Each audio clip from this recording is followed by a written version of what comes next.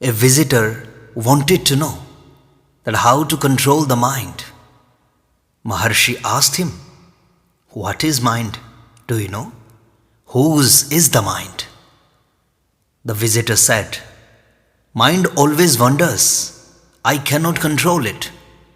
Maharshi explained, "It is the nature of the mind to wander. You are not the mind. The mind springs up and sinks down. It is impermanent, transitory, whereas you are eternal. There is nothing but the self. To inhere in the self is the only thing. Never mind the mind. If its source is sought, it will vanish, leaving the self unaffected." The visitor asked, "So one need not seek to control the mind, Maharshi?"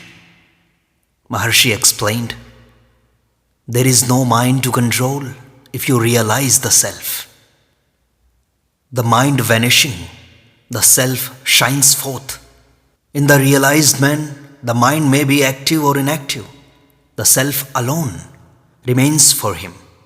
For the mind, the body, and the world are not separate from the self. They rise from and sink into the self. They do not remain apart from the self. Can they be different from the self? Only be aware of the self. Why worry about these shadows? How do they affect the self?" Bhagwan further explained, "The self is the heart. The heart is self-luminous. Light arises from the heart and reaches the brain, which is the seat of the mind.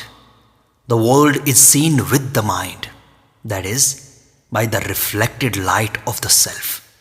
It is perceived with the aid of the mind. When the mind is illumined, it is aware of the world. When it is not itself so illumined, it is not aware of the world.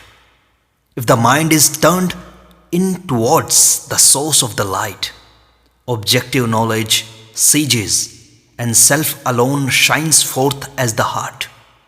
The moon shines by the reflected light of the sun. When the sun has set, the moon is useful for revealing objects.